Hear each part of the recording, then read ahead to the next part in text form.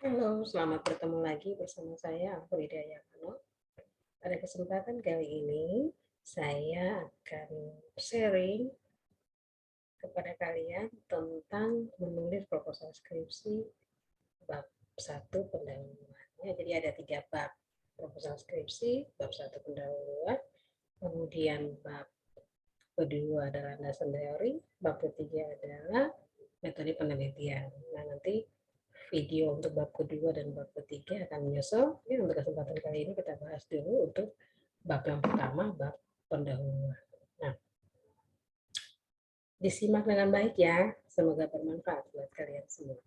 Baik, proposal skripsi ya didahului dengan bab 1 yaitu pendahuluannya. Bab 1 pendahuluan ini berisi latar belakang, rumusan masalah, tujuan penelitian, dan manfaat penelitian.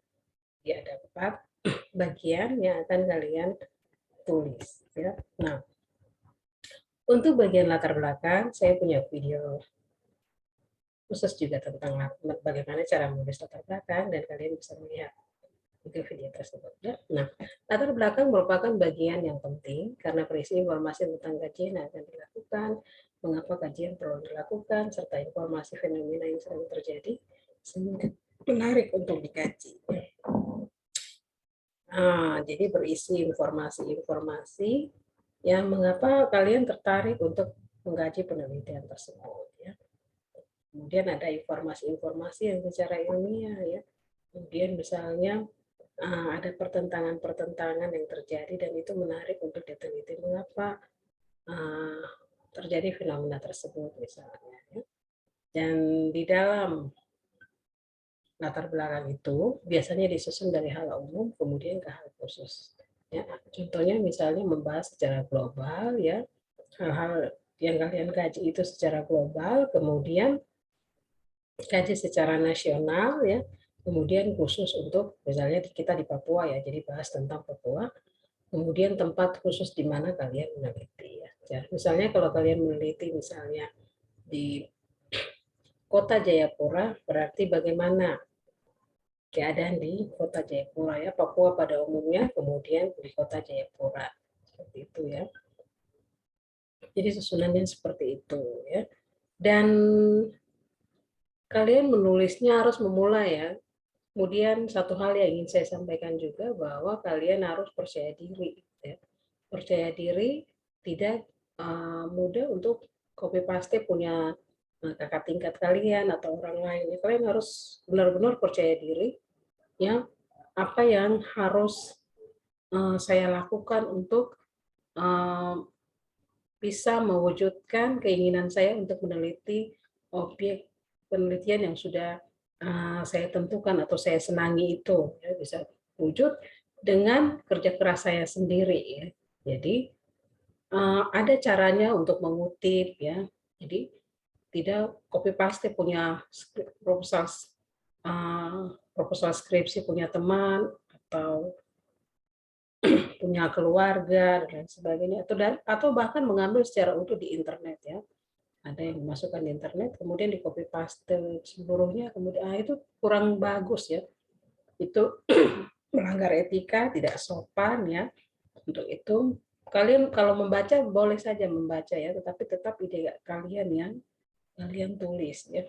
Jadi tuliskan apa saja yang ingin kalian tulis. Jadi latar belakangnya tulis fenomena apa yang terjadi secara global, ya. Kemudian apa yang ingin kalian kaji dan berdasarkan penelitian-penelitian terdahulu seperti ini, ya. Kemudian ada juga variabel-variabel penelitian. Nah, variabel penelitian itu yang itu loh, ini kualitas produk, ya. Nah, yang ada di judul, ya. Jadi ada di judul kemarin sudah ada Ibu sampaikan untuk bagaimana menulis judul itu, ya. Contohnya misalnya pengaruh kualitas produk, ya, desain produk dan harga terhadap keputusan pembelian produk ekspres di Kota Jayapura misalnya, ya. Nah, variabel-variabelnya itu apa saja? Kualitas produk, desain produk, kemudian harga produk, ya. Kemudian keputusan pembelian. Jadi ada 1, 2, 3, 4 variabel ya. Nah, 4 variabel itu yang kalian ceritakan bagaimana hubungannya terhadap keputusan pembelian itu di dalam latar belakang ya. Berdasarkan teori seperti ini, berdasarkan penelitian terdahulu terjadi seperti ini. Nah, ini menarik untuk dikaji bagaimana melihat misalnya perilaku konsumen di Kota Jayapura ya. Bagaimana menulis latar belakang ini juga bisa kalian lihat nanti di video saya ya. Sebelumnya bagaimana cara menulis latar belakang ya. Kemudian ada rumusan masalah ya. Rumusan masalah merupakan uraian permasalahan yang dipilih untuk dikaji ya. Kalimat rumusan masalah biasanya berupa pertanyaan ya. Jadi contohnya begini. Apakah kualitas produk, desain produk, dan harga berpengaruh secara parsial terhadap keputusan pembelian produk esensi Kota Jayapura? Ya, ini contohnya seperti itu ya. Jadi berupa kalimat pertanyaan. Dan biasanya kalau ada pertanyaan seperti ini berarti penelitian ini merupakan penelitian kuantitatif ya, yang nanti akan dianalisis secara regresi ya, menggunakan alat analisisnya regresi. Nanti kita bahas di metode penelitiannya. Nah, kemudian tujuan penelitian. Tujuan penelitian merupakan arah bagi peneliti untuk fokus menjawab tujuan yang telah ditetapkan ya. Kalimat tujuan penelitian merupakan kalimat kerja dari rumusan masalah ya. Jadi untuk menguji dan menganalisis pengaruh kualitas produk, desain produk, dan harga secara parsial terhadap keputusan pembelian produk di Kota Jayapura. Ini contoh untuk apa namanya konsentrasi pemasaran ya. Nah nanti untuk konsentrasi MSDM juga berbeda. Kemudian untuk konsentrasi agribisnis, keuangan, dan perbankan juga berbeda ya. Ya. Kalau yang pemasaran biasanya berpengaruh secara parsial, kemudian berpengaruh secara simultan ya atau bersama-sama, kemudian variabel mana yang paling dominan berpengaruh ya. Kalau misalnya untuk MSDM contohnya pengaruh motivasi ya, motivasi dan insentif ya terhadap produktivitas ya atau kinerja karyawan. Misalnya seperti itu contoh. Kemudian kalau misalnya teman-teman dari konsentrasi agribisnis biasanya mengambil judul atau ingin mencari tahu tingkat pendapatan ya, tingkat pendapatan petani sayur bayam misalnya di Kota Jayapura ya. Seperti itu. Kemudian setelah latar belakang, kemudian rumusan masalah, kemudian tujuan penelitian, yang selanjutnya adalah manfaat penelitian. Manfaat penelitian biasanya terdiri dari dua bagian, yaitu teoritis dan praktis. Ya. Manfaat teoritis adalah bagi pengembangan ilmu pengetahuan, sedangkan manfaat praktis itu adalah bagi praktisi atau pelaku usaha atau organisasi tempat penelitian dilakukan. Ya. Jadi misalnya manfaat teoritis ya, bagi kalian sendiri ya untuk mengembangkan ilmu ya. Kemudian ini sebagai tugas untuk penyelesaian studi, kemudian ini sebagai referensi untuk penelitian yang sejenis ya, penelitian akan dilakukan mendatang dan sama dengan penelitian kalian dan ini bisa menjadi referensi bagi penelitian selanjutnya ya. Kemudian manfaat praktis ya bagi masyarakat ya bisa mendapatkan informasi, kemudian kepada misalnya tempat kalian melakukan penelitian ya atau pelaku usaha atau pemasar atau tempat organisasi tempat kalian melakukan penelitian ya. Nah, itu manfaat bagi mereka apa? Mereka akan mendapatkan manfaat dari hasil penelitian misalnya informasi bahwa ternyata produk mereka itu perlu pengembangan pada variabel apa misalnya.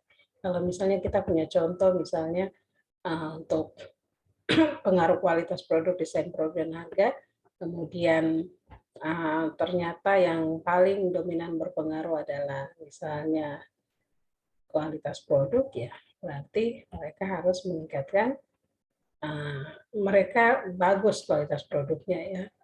Mungkin desain produknya misalnya agak rendah, ya pengaruhnya, ya itu bisa menjadi informasi yang baik bagi perusahaan untuk melakukan evaluasi khusus pada desain produk, misalnya seperti itu ya. Untuk lebih jelasnya kalian memang bisa melihat di ruang baca ya, contoh-contoh proposal atau skripsi pada bagian bab 1 ya, sampai dengan bab 3 ya. Tapi pada umumnya seperti yang Ibu sudah sampaikan ya. Jadi diharapkan untuk menulis punya sendiri ya, dengan percaya diri ya, tidak copy paste punya temannya. Karena bila di kemudian hari ketahuan bahwa itu adalah plagiasi, maka bukan mahasiswa saja yang akan dikena hukuman ya. Misalnya ijazahnya dikembalikan ya, diambil kembali ya. Atau dan juga dosen pembimbing akan mendapat teguran juga atau mendapat sanksi ya. Jadi dipikirkan baik-baik ketika berkeinginan untuk melakukan plagiasi ya. Itu tidak ini, bukan bagian dari kepercayaan diri. Jadi mahasiswa Ibu harapkan untuk percaya diri ya. Percaya diri menuliskan sesuatu karya hasil karya diri sendiri ya. Baik, demikian. Semoga bermanfaat ya. Terima kasih sudah menonton video ini. Nanti tunggu video selanjutnya untuk pembahasan bab kedua. Bila kalian punya pertanyaan, bisa disampaikan di kolom komentar ya. Terima kasih.